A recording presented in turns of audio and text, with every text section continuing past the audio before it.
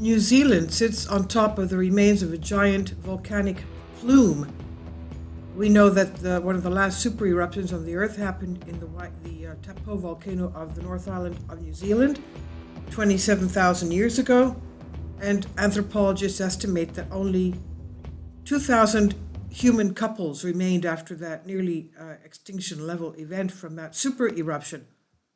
This is by Simon Lamb, Associate Professor, Geophysics, Te Herenga Waka, Victoria University in Wellington, and Timothy Sturth, Professor, Geophysics, Te Herenga Waka, Victoria University, Wellington, on the conversation.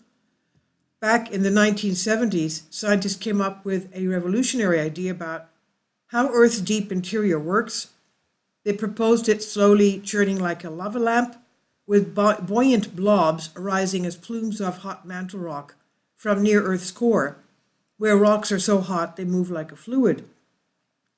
According to the theory, these plumes approach the surface, they begin to melt, they trigger massive volcanic eruptions, but evidence for the existence of such plumes proved elusive, and geologists had all but rejected that idea. Yet in the paper published today, this is an article from 2020, May 27, 2020. The paper published, he says, now provide this evidence. Our results show that New Zealand sits on top of the remains of such an ancient giant volcanic plume. We show you how this process causes volcanic activity and plays a role in the workings of our planet. There are unusual vibrations. About 120 million years ago, during the time of dinosaurs in the Cretaceous period, vast volcanic eruptions under the ocean created an underwater plateau about the size of India. Over time, it was broken up by the movements of tectonic plates. One fragment now lies beneath New Zealand and forms the Hikurangi Plateau. The Hikurangi Plateau, it's basically that 90-degree underwater triangle turn that rise between the mantle plumes of Manihiki Ontang Lava Plateau and Hikurangi Plateau. The bottom part of the Hikurangi Plateau, of course, that mantle plume goes under the North Island of New Zealand and the South Island of New Zealand. Finally, support my Patreon account. The daily posts are 5 videos daily, and they are totally different from what I have on my YouTube channel. Thank you so much for your support and that you find all my content so interesting. You'll find the Patreon account details in the description box. And this is the eruption of the White Island Plateau that happened a little while back. And it happened because of the water level being, the crater sitting low and the water level filling. And there was an explosive hydrothermal eruption. Now, the map of the South Pacific in New Zealand shows dispersed fragments of a once giant oceanic plateau, red arrows showing the directions of the seafloor spreading, and straight black lines showing the areas measured in the study. We measured the speed of seismic pressure waves, effectively sound waves, and how they travel through mantle rocks beneath the Hikurangi Plateau. These vibrations are triggered either by earthquakes or deliberate explosions, and reach speeds of 9 kilometers per second.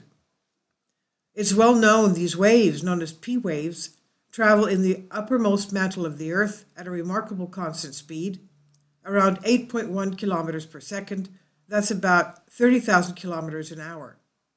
Even small deviations from this constant speed reveal important information about the state of the mantle rock. Since the late 1970s, fast P waves of 8.7 to 9 kilometers per second had been reported from a depth of about 30 kilometers under New Zealand's eastern North Island. The seismic vibrations recorded in these early data were only traveling in one direction through a small part of the mantle, and the significance of the high speed was unclear. Our new data is much more extensive. From a major seismic experiment in 2012 that spanned the southern North Island, that's where we have the Plateau supervolcano, and offshore regions, including the Hikurangi Plateau. It showed the speed of P waves reached 9 kilometers per second, regardless of the horizontal direction in which they traveled. But a careful analysis of vibrations triggered by deep earthquakes showed unusually low speeds of vibrations traveling in the vertical direction. This reveals crucial information about how the mantle rocks have been stretched or squeezed by the huge forces inside the Earth, and this turns out to confirm the existence of the elusive plumes. The seismic pancake. The pattern of seismic speeds we observed requires the mantle rock beneath the Hikurangi Plateau to have been stretched and squeezed in much the same way as one might produce a pancake shape by flattening a rubber ball. When we carried out our computer simulations of rising plumes in the mantle, we found they reproduce exactly this pancake flattening pattern as the mushroom-shaped head of the plume spreads sideways and collapses near the surface. We also looked at data from seismic experiments by international teams on other oceanic plateaux in the southwest Pacific region, and remarkably, both the Manihiki and Ontonga Java Plateau showed the same pattern as we observed beneath the Hikurangi Plateau. P waves traveled at the same high speeds regardless of the horizontal direction, but at significantly slower speeds in the vertical direction. Reconstructing an ancient superplume.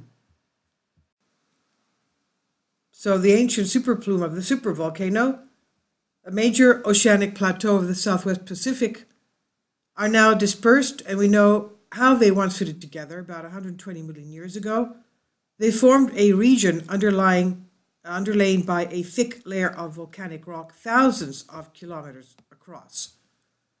Our analysis shows the entire region lay above the single head of a giant plume, a superplume, which melted to produce massive lava outbursts over the geographically brief period of a few million years.